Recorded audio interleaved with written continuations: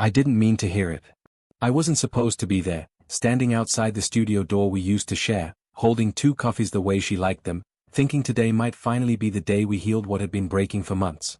But then her junior laughed. That careless, too bright laugh. And her voice followed, the voice that once trembled only for me. "Don't worry," she said. "He won't leave. He loves me too much. Even if I mess up, he'll always stay. That's just how he is." A pause. A breath. A knife. Besides, he should be grateful I even chose him. The coffees went cold in my hands. My throat burned with a truth I never wanted. I wasn't her partner. I was her convenience. A silent shadow she expected to forgive, kneel, and return on command, even after the betrayal she still refused to acknowledge. The hallway suddenly felt 1,000 miles long. 1,000 miles wide. 1,000 miles between who I was and who I finally refused to be. I left the coffees on the floor. I left the building. I left her. And the cruelest part? The part that twists itself around my chest even now? She still thinks I owe her an apology. Rain has a way of softening the world. It blurs sharp corners, thickens the air, and makes every sound feel like it's wrapped in cotton. That afternoon, the city looked like a half-finished watercolor painting, colors bleeding into one another, buildings dissolving at the edges, people hurrying past with bowed heads. I wasn't supposed to be there. I had taken a wrong turn, missed a bus, and ended up on a street I rarely walked. Maybe fate, maybe coincidence, though now, knowing how everything unfolded, I wonder if it was the universe's first cruel joke. She stood under the awning of a worn-out bookstore. The sign above her head flickered as if fighting exhaustion, casting intermittent shadows across her face. She was clutching a soaked sketchbook to her chest, droplets sliding off the edges of the paper like tears escaping from a reluctant confession. Her hair clung to her cheeks, strands darkened and heavy with rainwater. But she didn't look bothered. If anything, she looked lost in thought, staring at the street as if waiting for something or someone only she understood. When she noticed me, she didn't startle. She smiled.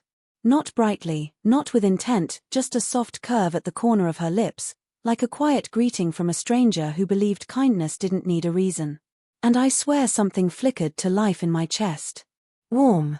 Stupidly warm.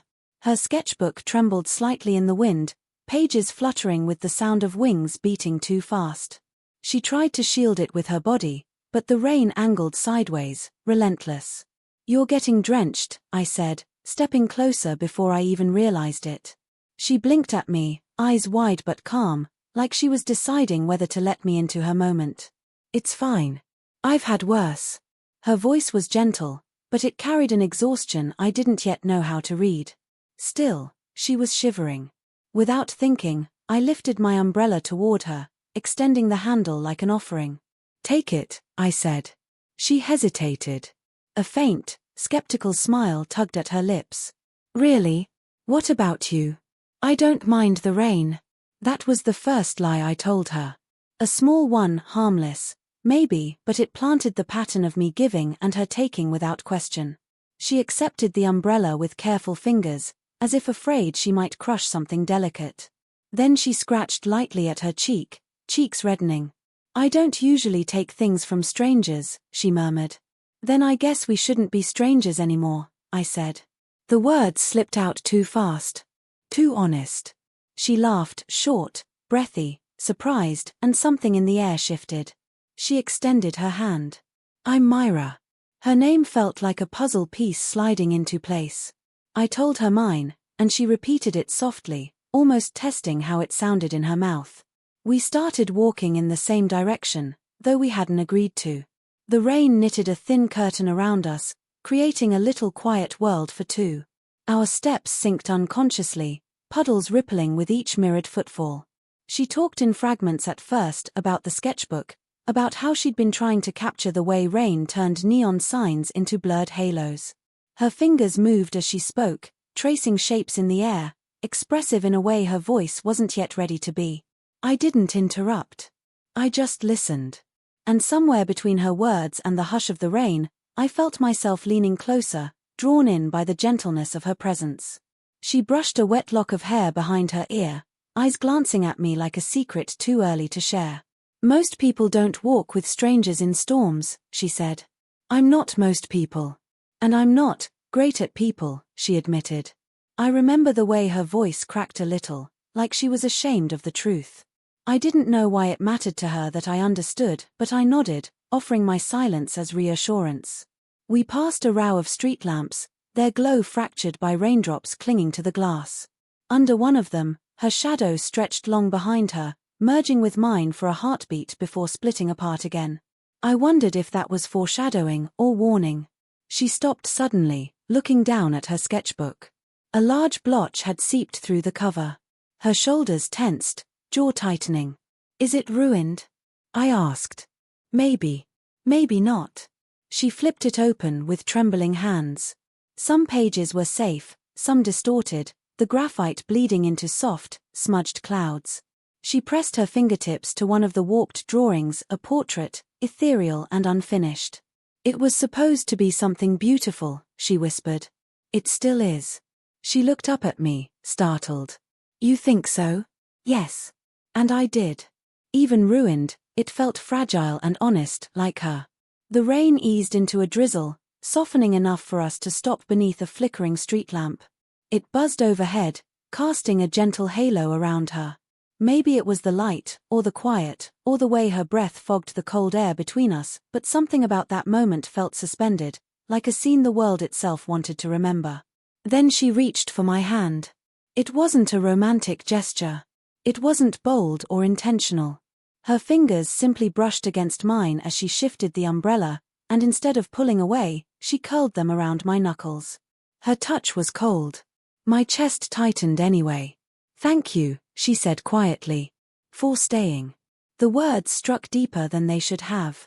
I wasn't used to being needed, genuinely needed, and the sincerity in her gaze made me feel both seen and chosen. I should have asked why it mattered so much to her. I should have wondered what kind of loneliness shaped that gratitude. But instead, I squeezed her hand, letting the moment settle into my bones. We crossed another puddle, reflections blending and breaking apart. I didn't know then that this was foreshadowing, two people walking together, but only one believing they were truly headed in the same direction. I hope this isn't the last time we talk, she said softly, brushing her thumb absently over the back of my hand. Her voice carried a vulnerability that felt like a secret invitation. It won't be, I reassured her. She smiled again, that same quiet, disarming curve of her lips, and I felt the world tilt a little. But looking back now, I realized she wasn't memorizing my name, my face, or my warmth. She was memorizing something else entirely. The softness in me. The part that bent instead of broke. The part that believed love was synonymous with sacrifice. The part she knew she could shape. We reached the next intersection, the rain fading into a fine mist. She let go of my hand slowly, fingers lingering as if reluctant to lose the warmth they'd found. This feels like a beginning, she whispered. And it did. God, it really did. But beginnings are deceptive. Some feel like blessings. Others feel like traps wrapped in stardust. At the time, I didn't know which one ours was. She took a step backward, umbrella casting shifting shadows across her eyes. See you again, she asked. Definitely, I said. And that was the truth. I meant every word. But maybe beginnings should come with warnings. Because the first time she touched me, I mistook possession for love. And she saw a heart she could hold without ever offering hers in return. Becoming us wasn't a sudden collision. It wasn't fireworks or breathless declarations. It was slower than that. Quieter. Like vines climbing the same brick wall, uncertain at first, then intertwining so tightly that separation felt impossible. She started leaving little notes in my pockets.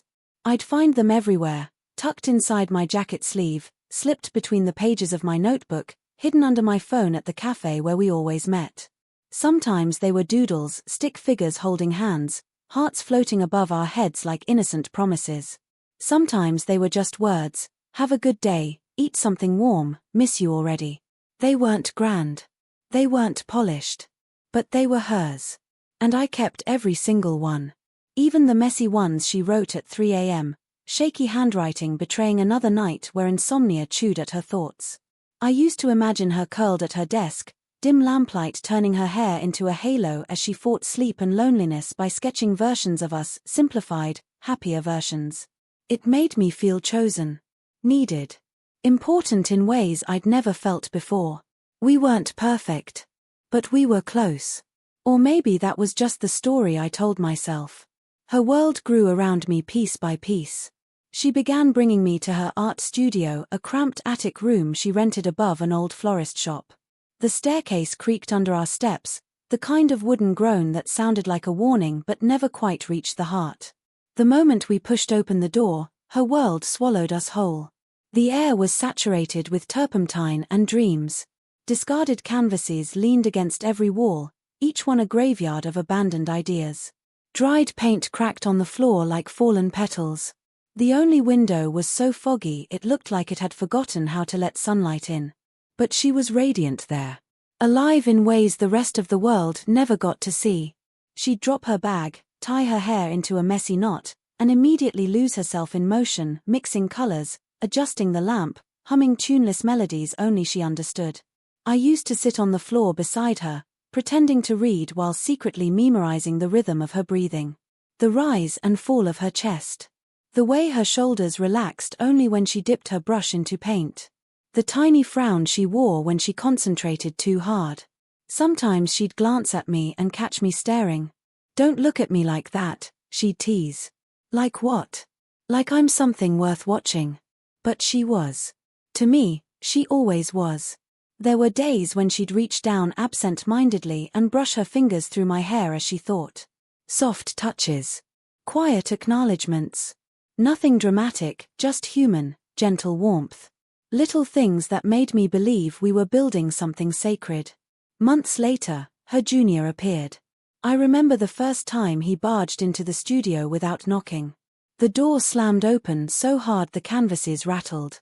He was all chaotic energy, loud footsteps, overconfident grin, eyes that darted everywhere except where respect would have directed them. "Sensei, you didn't answer my texts," he chirped, dropping his backpack as if the room belonged to him. Myra didn't scold him. She only sighed, wiping her hands on her apron. "You shouldn't rush in like that." He didn't apologize. He just smiled too wide, too familiar, and hovered close to her shoulder as she worked. Something cold slipped between my ribs then. A thin, sharp discomfort I didn't yet dare to name. I tried to ignore it. Tried to convince myself this was normal, that talented people gathered talented people, that juniors admired their seniors, that I had no right to feel threatened. But he stood too close to her. He joked too easily.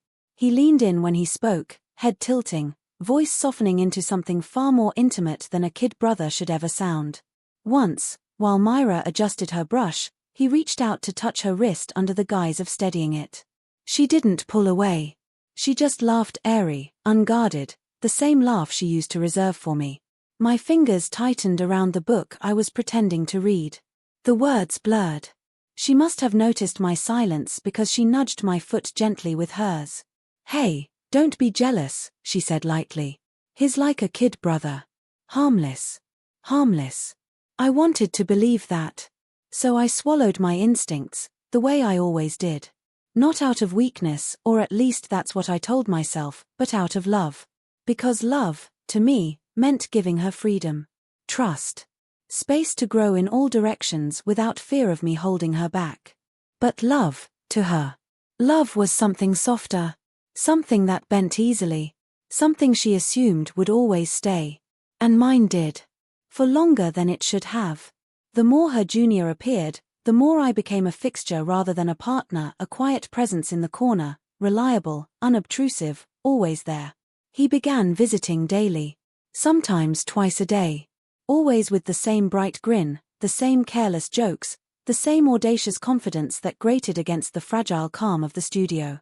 Myra didn't seem to notice the shift in him, the way his eyes lingered too long on her hands, the way his voice softened when he said her name, the way he always positioned himself between us like he was testing the limits of my patience. But I noticed.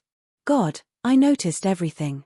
There were moments when she'd show him a painting, leaning close, their shoulders touching, and I'd feel myself fading like someone had turned down the opacity of my existence. Invisible in a room where I used to feel like her entire world. Sometimes, when I packed my bag to leave, she'd call out, "Stay a little longer." But her eyes were on him, not on me. And the worst part? I still stayed. Because I wanted to believe in us. Because I thought patience was proof of love. Because I thought devotion meant endurance. But devotion can become a cage. And endurance can become silence. And silence can erase you. One evening, as rain tapped softly against the studio window, I watched the two of them compare sketches. She laughed at something he whispered. Really laughed, head thrown back, eyes shining, cheeks flushed with the kind of excitement she no longer shared with me. Then she touched his shoulder absent-mindedly. A small touch. A careless one. But it felt like a blade pressed gently against my heart.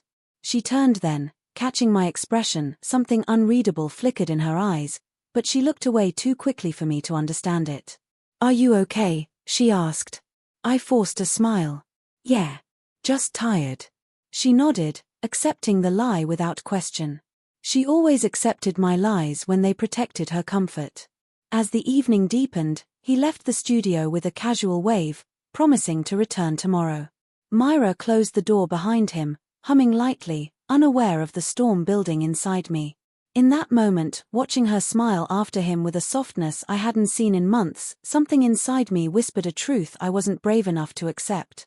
"You're slowly disappearing." And I knew, even then, that losing yourself quietly is the most dangerous kind of heartbreak. But I wasn't ready to confront it. Not yet. Because becoming us had felt like a miracle. And I wasn't ready to admit it was becoming something else.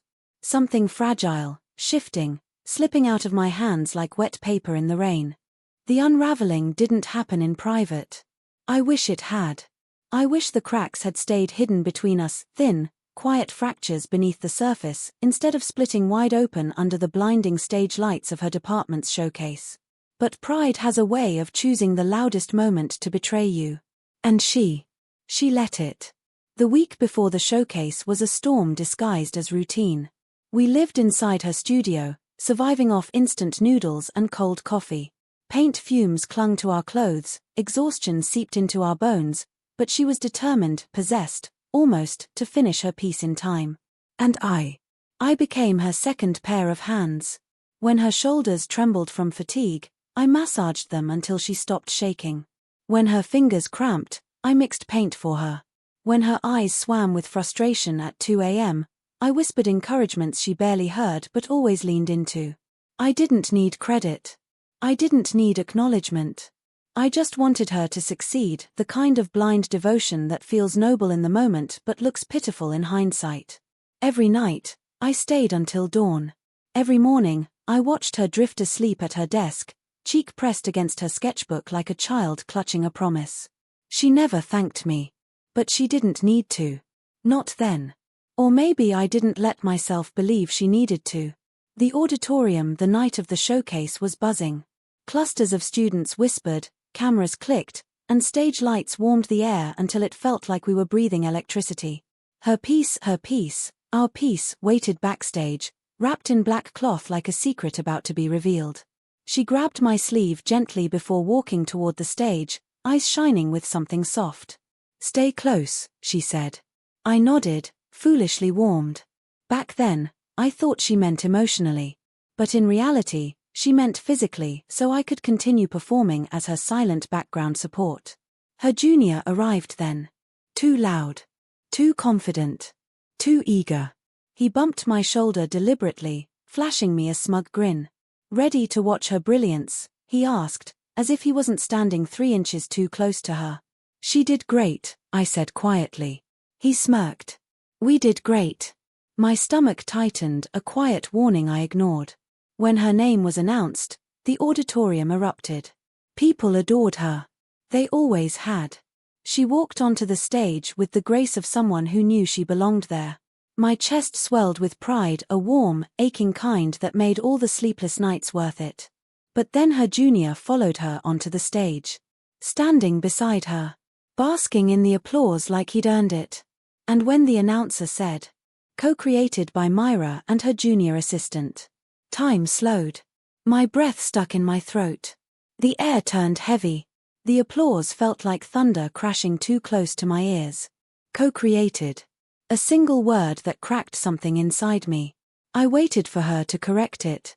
To shake her head. To laugh nervously and say, "Oh no, he helped a little," but the real support came from. But she smiled. She smiled and bowed alongside him as if he'd been the one standing beside her at 3 a.m. As if he'd been the shadow catching her when she crumbled. As if he'd been the hands mixing her paints while she sobbed into her palms from frustration. I stood there, applauding with everyone else, feeling my heart shatter quietly, neatly, like glass wrapped in cloth. And she didn't even look my way. After the show, I found her backstage, radiant under the fluorescent lights. She was laughing with her junior, breathless, relieved, completely unaware of the storm in my chest. I approached slowly, carefully, like stepping toward a wound I wasn't sure I could survive touching. "Why didn't you say anything?" I asked. She blinked at me, confused. "About what?" "He took credit for your piece. For our work." For the first time, something flickered across her face, not guilt, not regret, irritation.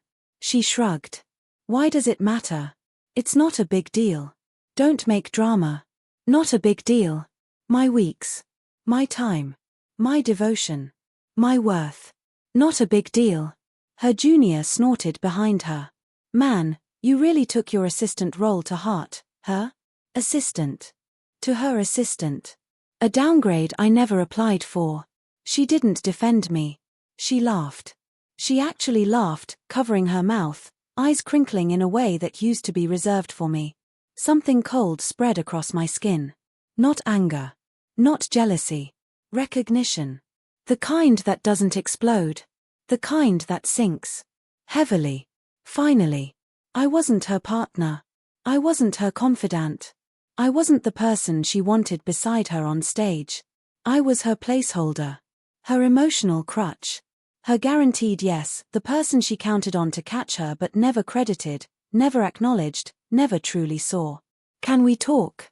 I said, voice tight. She rolled her eyes, as if the request was exhausting. "If this is about the credit thing, drop it. Seriously. Don't ruin tonight." "Ruin it?" I echoed, stunned. "I just want to know. Why you're being so dramatic," she snapped. "You always do this. You help, and then you want. I don't know. Applause. A medal." "I didn't want applause," I whispered. "I wanted respect." She opened her mouth to retort, but her junior leaned in, whispering something to her. I couldn't hear everything, but I caught enough. Loyal dog, too attached, embarrassing. She didn't correct him. She didn't even wince. Instead, she laughed again. A short, sharp sound that sliced through whatever thread still held us together. That was the moment something inside me broke, not loudly, not dramatically. Just a quiet snap. A release. The end of something I didn't know had been dying for months. "I need space," I said. It was the first boundary I had ever placed with her. The first time I didn't swallow my pain for her comfort. She shrugged, unconcerned. "Fine. Just don't take too long. Just don't take too long." As if my hurt had an expiration date. As if my worth existed only in relation to her convenience. She turned away before I could respond, already laughing with someone else, a sound that felt like a door closing in my face. I walked out of the building alone. The night air was sharp, cold enough to sting my lungs. Somewhere behind me, applause still echoed faintly through the auditorium walls. Each step felt heavier than the last. She didn't know it then. Maybe she still doesn't. But space would soon turn into distance. Distance into silence. And silence. Silence would become my freedom. The kind earned through heartbreak. The kind paid for in dignity.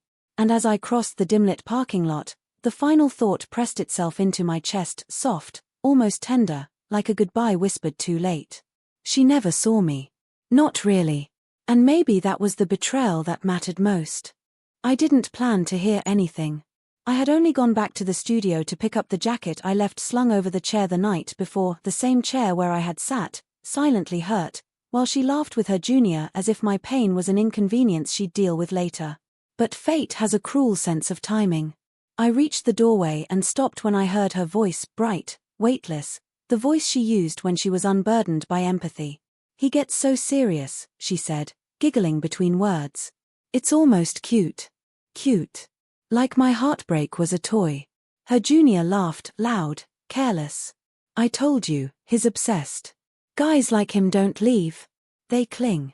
Loyal stamp, kind of clingy." My breath caught. My hand froze on the doorknob. I should have walked away then, but the universe wanted me to hear more, wanted every last illusion inside me to collapse. Then her voice again, softer, crueler. "Honestly, he should just be grateful I even chose him."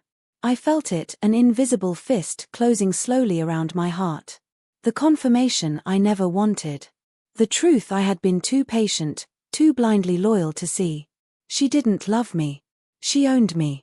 Or thought she did. The betrayal. The denial. The stage-front humiliation. And now this, the mocking laughter, as if my devotion had been nothing but a running joke. Everything aligned in that single, sharp moment. My love wasn't cherished. It was expected. A leash she assumed I would never break. I left before either of them noticed me. The hallway outside the studio felt cold, too narrow, too bright. I started walking without direction, only aware of the weight in my chest dragging me forward. The city was washed in a pale, grey morning. Clouds stretched across the sky like bruises, thick and swollen with unshed rain. Cars passed with a kind of mute indifference, their reflections rippling in puddles I barely stepped around. I walked until my legs ached. Walked until the buildings blurred. Walked until the sting behind my eyes finally eased into something heavy, dull, and unbearably human. By noon, the sky darkened into a deeper shade of blue, a quiet bruise. So was I. I found myself sitting on a bench overlooking the river, the wind cold enough to sting my fingers. Boats drifted along the water. People laughed on the opposite shore. Life continued as if mine hadn't just quietly fallen apart. For the first time in months, I let myself feel everything I had been holding back for her sake.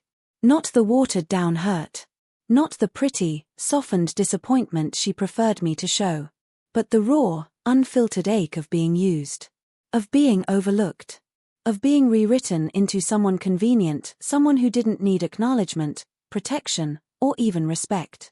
I closed my eyes and exhaled shakily. This was what disappearing felt like. Not dramatic. Not loud. Just quiet erosion, piece by piece, until what remained was someone unrecognizable even to themselves. And I realized then, if I stayed, I would vanish completely. That night, I stood in front of my computer with trembling fingers and booked a one-way ticket. Not out of anger, anger would have been louder, easier. Not out of spite, spite still ties you to the person who hurt you. No. I booked it out of necessity. A quiet instinct deep in my chest whispered, "Go, before you disappear entirely." I packed slowly. Deliberately. Not because I needed time, but because I wanted to feel every moment of walking away from a life I had built around someone who saw me as a footnote. I didn't leave a note. What was left to say that she would actually hear? What apology would she expect? What explanation would she twist into a weakness? Her phone calls started as I zipped the last corner of my suitcase. A ringing that echoed with entitlement, not concern. I didn't answer. Not once. Because I knew exactly how that conversation would go. She'd make it about her. She'd make me feel guilty. She'd tell me I was overreacting, emotional, dramatic. And maybe I had been dramatic, in small ways. But only because I had loved deeply. Quietly. Completely. And she had taken that love for granted every single day. I left before sunrise. The airport was nearly empty, filled with distant caffeine machines humming and cleaning crews moving with slow, sleepy precision. I found my gate, sat by the window, and watched the sky shift from violet to grey to pale gold. The plane took off, and the city grew smaller beneath me, the buildings shrinking into scattered matchsticks, the river into a thin silver vein. Somewhere up there, above the clouds, the world felt unnaturally quiet. Too quiet. Like I was floating inside the moment before a storm breaks. But then, something loosened inside my chest. A tiny knot, finally released. A breath I didn't know I'd been holding. A beginning disguised as an ending. 1,000 miles away. The air felt different the moment I stepped off the plane. Thinner. Sharper. Honest. No tugging obligations. No tightness around my ribs. No voice in my head reminding me to stay small, stay soft, stay forgiving. I could finally hear my own heartbeat again, steady, fragile, but mine. I walked to my tiny rented room that first day, dropped my suitcase to the floor, and listened to the silence echo against bare walls. A silence that didn't suffocate me. A silence that felt like permission. I slept for 12 hours straight. Not because I was tired, but because my body finally believed it was safe to rest. In the mornings, I started taking long walks. I bought a sketchbook, the first I'd owned for myself, and scribbled abstract shapes I couldn't name yet. I made coffee the way I preferred. I breathed without apology. It wasn't happiness, not yet. But it was a step toward myself. Weeks passed. And then, the messages started. At first, they were short. Cold. Where are you? Pick up. Then they grew sharper. Sharper still. Are you seriously disappearing on me? Come back. This is childish. Then the one that made me pause, the one that tasted like all the years I had spent shrinking myself just to be loved. You owe me an apology. I stared at the screen, thumb hovering over the message. Not shaking. Not hurting. Just, done. The last thread between us, that thin, stubborn thread woven from hope, delusion, and history, finally snapped. Not loudly. Not dramatically.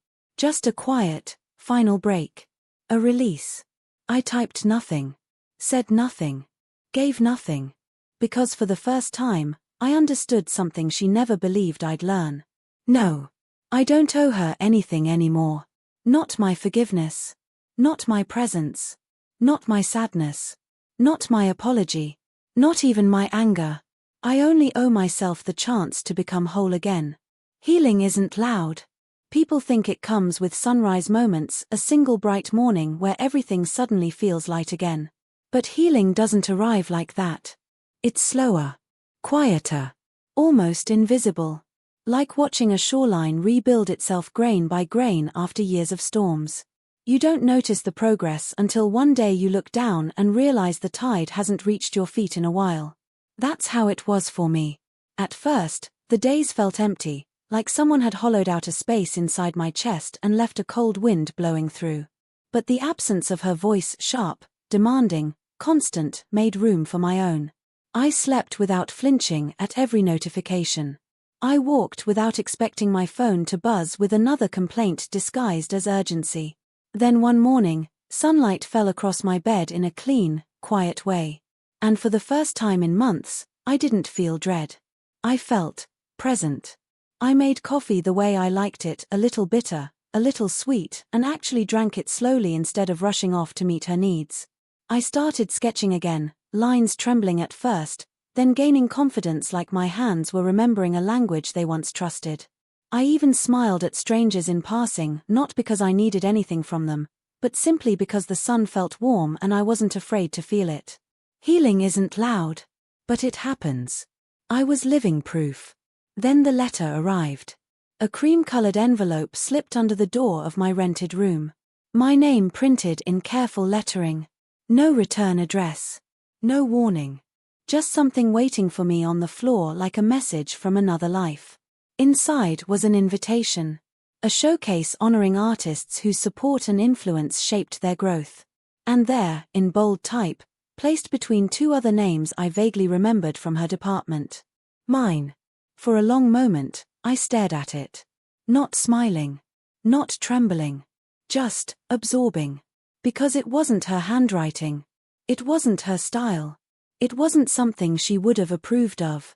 Someone else had nominated me. Publicly. Acknowledged me without her permission.